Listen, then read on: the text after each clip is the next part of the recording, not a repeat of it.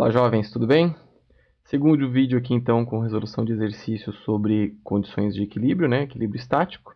E esse é um exercício bem clássico aí desse assunto. Então, eu gostaria também de colocar ele como exemplo aqui para vocês, para a gente relembrar aí como é que é o procedimento para resolver, né? Que é o exercício de um bombeiro subindo uma escada apoiado na parede aí, tá? Então, ele vai ter duas partes. Vamos começar aí com a parte mais tranquila por enquanto, onde ele só vai perguntar algumas coisas com relação às forças aplicadas. Mas vamos lá, vamos ao enunciado e vamos ver o que ele está pedindo, né? Então ele fala que na figura, né, essa figura aqui abaixo, a gente tem uma escada de comprimento L 12 metros e massa 45 quilos, e ela está encostada a um muro liso, então sem atrito. Então aqui, ó, aqui em cima não tem atrito, né? Aí ele fala que a extremidade superior da escada está a uma altura H de 9,3 metros acima do piso, aonde a extremidade inferior está apoiada. Então, essa altura H aqui, né, de 9,3 metros. E aí ele fala que no piso existe atrito, né? Obviamente, porque senão esse cara subindo na escada, a escada ia escorregar, né? O centro de massa da escada está a uma distância L sobre 3 da extremidade inferior. Então isso vai ser importante para a gente. Tá? O centro de massa ela não é homogênea, ela não está exatamente no meio dela, né, da escada, o centro de massa. E ele fala também que um bombeiro de massa M maiúsculo, aqui 72 kg, sobe na escada até que seu centro de massa esteja a uma distância L sobre 2. Então sim, aí o bombeiro vai estar exatamente no meio da escada aqui, né, do comprimento do meio da escada com relação ao inferior, né? Aí quais são, neste momento, os modos da força exercida pelo muro e pelo piso sobre a escada. Então ele quer a força do muro e a força do piso aqui. Para começar, a gente tem que lembrar então daquele procedimento tradicional, né? Fazer o diagrama de forças, então escolhemos aqui nosso eixo de referência, né? O x e o y, orientados dessa forma. Você pode escolher de outra forma. Em geral, essas escolhas que a gente faz acabam sendo escolhas que simplificam o nosso problema, tá? Então você sempre tem que tomar um pouco de cuidado e tentar. É livre essa escolha, mas você pode escolher isso de forma a ajudar, né, na sua resolução, ok? Então vamos lá, quais são as forças atuantes, né? Então, obviamente que a gente já sabe que tem duas forças pesos, né? O próprio peso da escada, aplicada numa certa posição aqui, que eu fiz igual o desenho, e o peso do bombeiro, né? Então, aplicado mais ou menos no meio da escada, aí a gente já vai ver essas distâncias, como é que elas ficam, tá?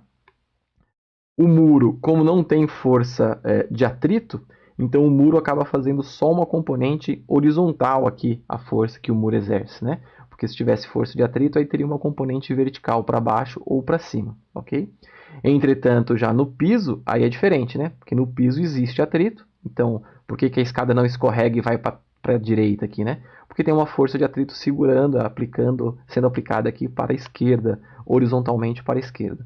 E além disso, tem uma força normal aqui, né? Que o piso executa sobre a escada, então uma força perpendicular ao piso aqui, que eu chamei de força do piso vertical e força do piso horizontal, ok?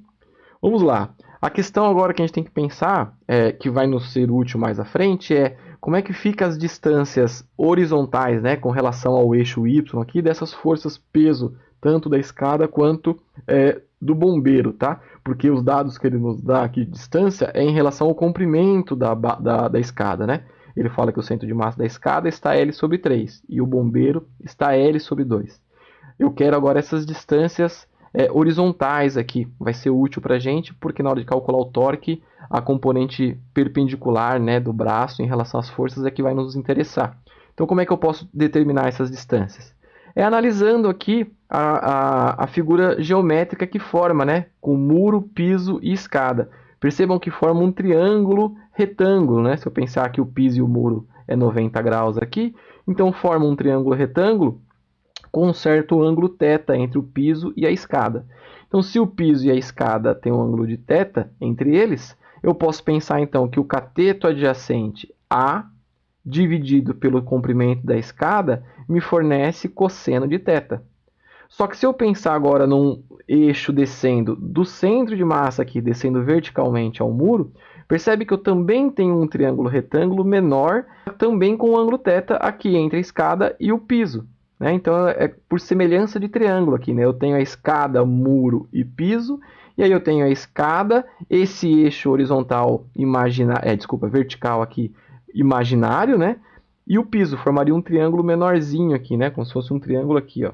Deixa eu fazer uma linha, como se eu tivesse esse triângulo aqui, ó. Ok? Então eu tenho esse triângulo menorzinho aqui, mas ambos os dois triângulos têm esse ângulo θ aqui. Então eu também posso falar que o cosseno de θ é igual a este comprimento da escada, que é L sobre 3, e essa distância horizontal aqui, que é uma distância x agora, né? Daqui até aqui, ó. Eu tenho uma distância x. Então isso seria x sobre L sobre 3 é igual ao cosseno de θ. E como ambos são iguais, essas razões são iguais, então se eu isolar o x, né, para determinar essa distância, isso vai me dar a sobre 3, ok? Com isso, então, o que a gente tem é que... Deixa eu só tirar esses riscos aqui para não seguir, né? O que eu tenho é que as distâncias aí horizontais da força-peso da escada é a sobre 3. Pela mesma análise, se eu pensar agora num eixo vertical aqui, agora que passa pelo centro de massa do bombeiro, vai me dar que a distância da força-peso do bombeiro com relação ao eixo y é a sobre 2. Ok? Pela mesma análise, porque mudaria aqui, ficaria x, L sobre 2. Isolando o x, daria a sobre 2. Então, beleza, eu já sei essas medidas. Agora, o que a gente vai fazer? Agora, a gente vai para aquela parte de aplicação de condições de equilíbrio, né? Quais são as condições de equilíbrio? Tem que lembrar lá que as condições de equilíbrio é que a somatória das forças, né? Então, a força resultante que atua no meu sistema, no caso aqui na nossa escada, tem que ser igual a zero. E a outra é que os torques resultantes também tem que ser igual a zero aí. Lembrando aquela ideia do torque, que a somatória dos torques em relação a qualquer ponto, tá? Eu poderia escolher qualquer ponto da escada e analisar os torques em relação a ele, de forma que a somatória tem que ser zero. Se a somatória não der zero para algum dos pontos, significa que o nosso sistema não está em equilíbrio, ok? Então vamos lá. O que eu vou fazer é escolher, então, de novo, para facilitar o meu problema, eu vou escolher no pé da escada o eixo de rotação.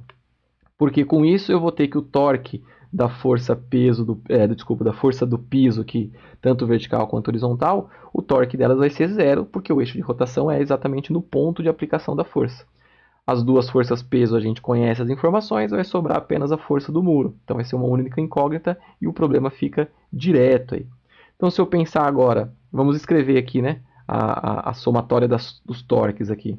Então lembrando aí, o torque para a força do muro vai ser o eixo de rotação, então é como se a gente tivesse um vetor L aqui, ó, né, que vai da origem até a posição da força aplicada.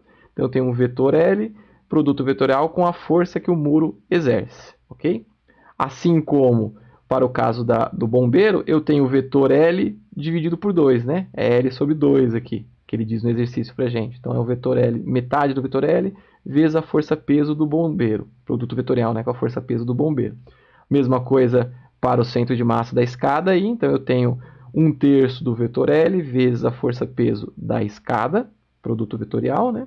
E aí mais, então, o vetor 0, né? 0 vetor L aqui, porque ele está considerando o ponto no eixo de rotação aqui, vezes a força que o piso executa verticalmente, então essa força para cima aqui, vertical e para cima. E por último, aí, a última força atuando vai ser da força horizontal do piso, né? Só que também ele está na mesma posição do eixo de rotação aqui. Isso faz com que seja 0 vezes L vetor da força do piso aí, horizontal. E aí pronto, acabaram-se as forças atuando, a somatória tem que ser igual a zero. Obviamente que já fica claro que essas duas componentes se anulam, né? Porque está exatamente em cima do eixo de rotação.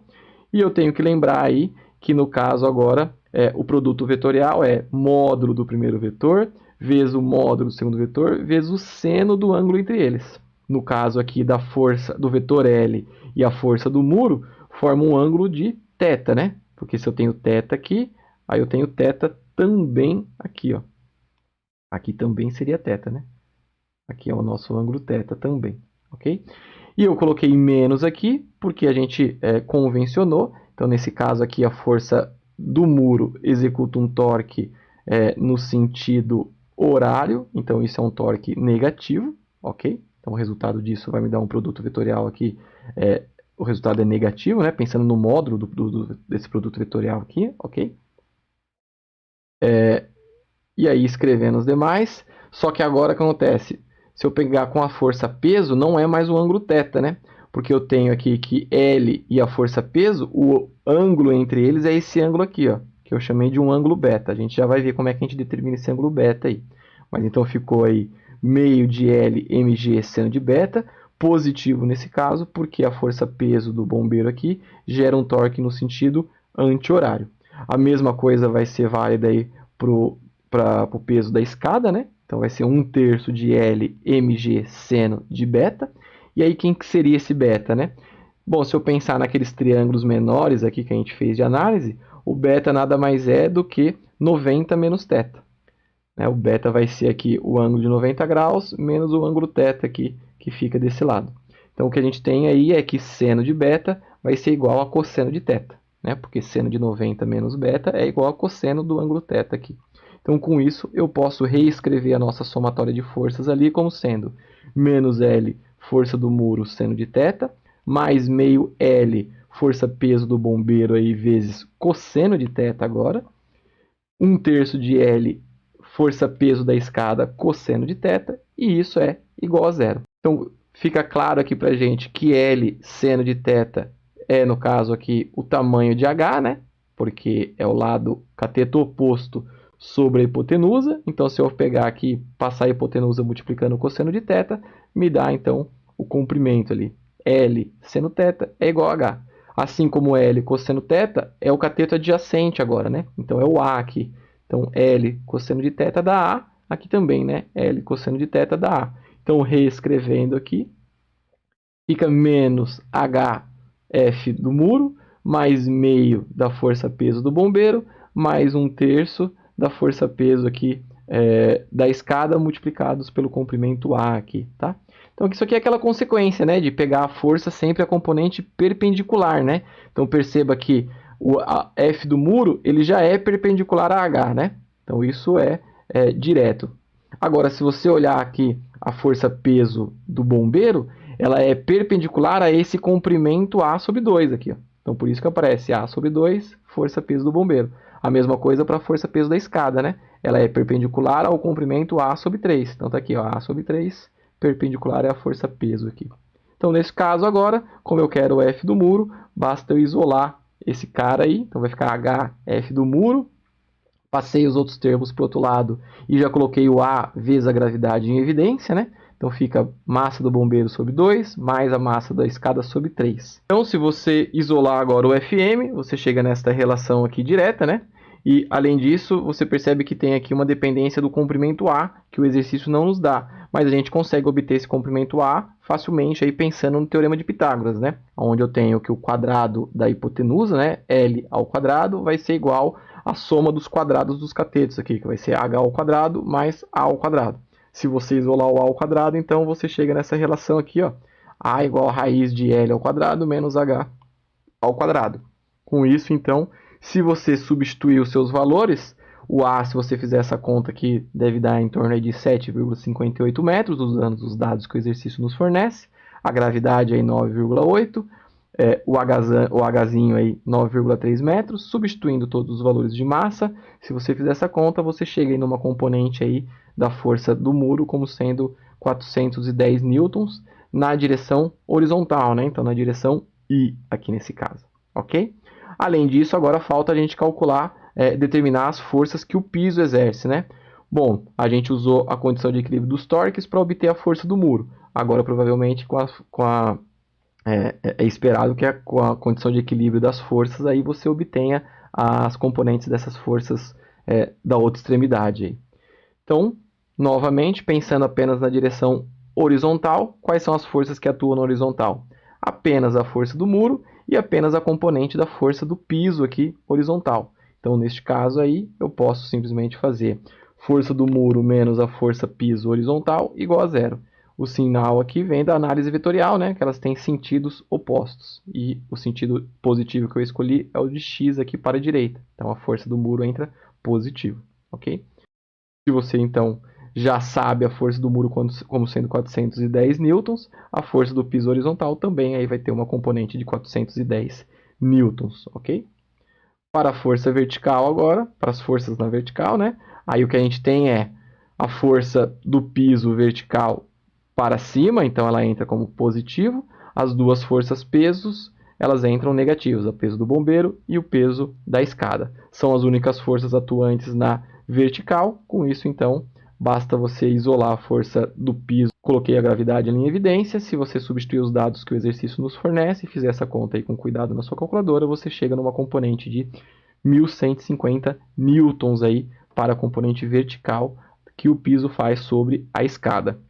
E obviamente, então, se você pensar nisso vetorialmente, você chega num resultado onde a força peso horizontal tem o sentido oposto do eixo escolhido, né? Então, nesse caso, é menos 410 newtons na direção I. Por que é menos? Porque a força do muro é positiva. Então, se elas se equilibram, essa aqui tem que ser uma componente negativa. Já a componente vertical, ela é positiva J, então 1.150 newtons, J positivo. E aí a gente resolve o nosso problema. Só que tem uma segunda parte desse exercício que é o quê?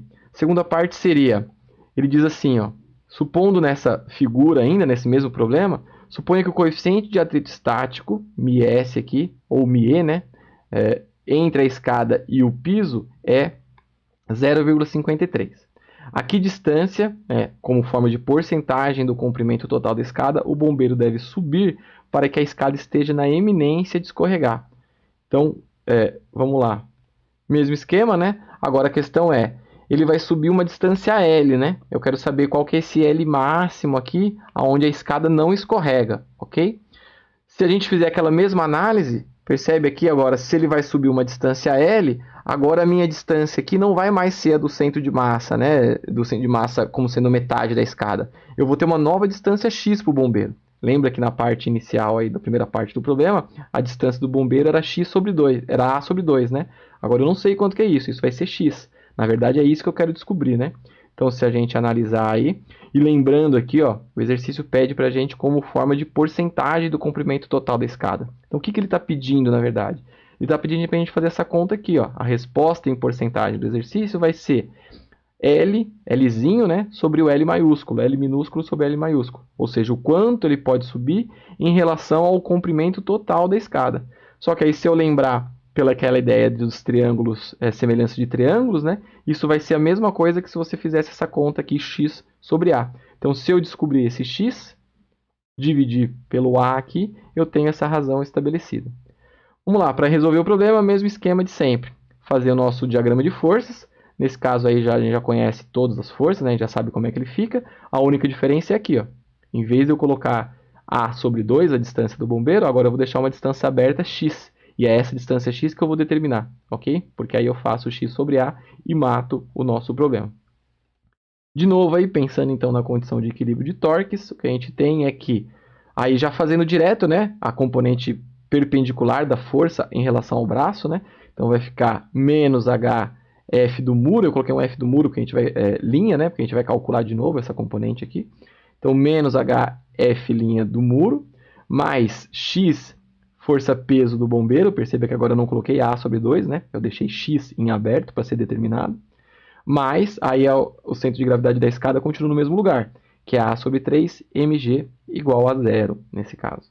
Então, se você isolar o xm aí, nesse caso, ó, né, isolando, passei os outros dois termos para o lado da direita da equação aí, fica nesse formato, e isolando o x, a gente chega nessa relação aqui, ó, onde eu tenho H, força do muro, dividido por mg, tá aqui, menos, aí eu tenho A sobre 3, mzinho sobre mzão, porque o g daqui com o g que veio do mg simplifica, né? Então sobra só mzinho sobre mzão. Então perceba que eu tenho essa relação, mas eu ainda tenho que determinar quanto que é essa força do muro aqui, quando o bombeiro está subindo, ok? Então deixa essa equação em aberto aí, chama ela de uma equação I.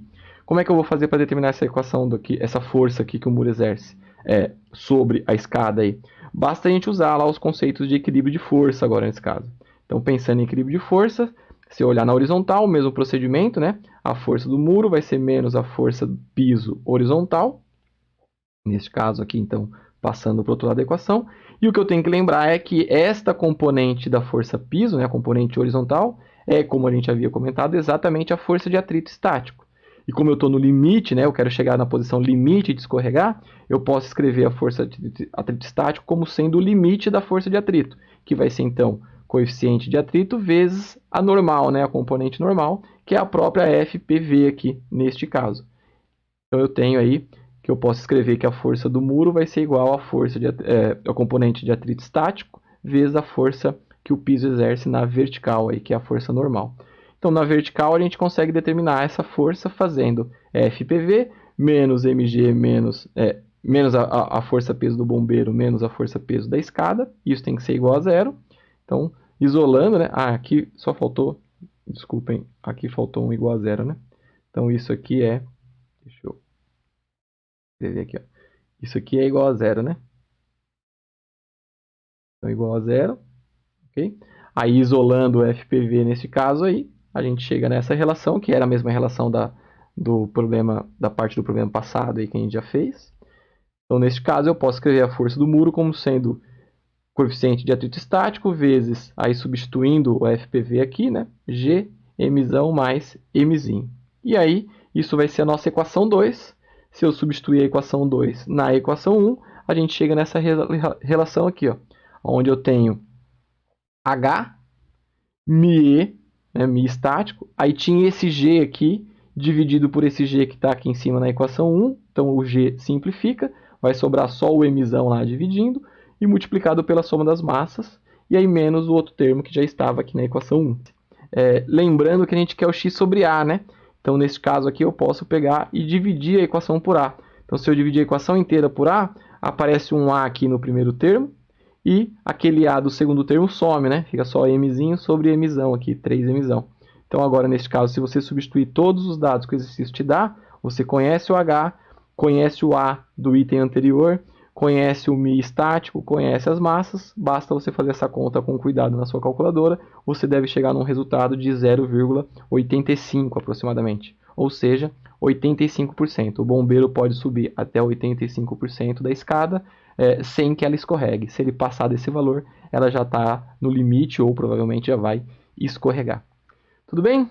Então é isso. Qualquer dúvida, me procurem. Estou à disposição aí. Um abraço, falou. Até a próxima.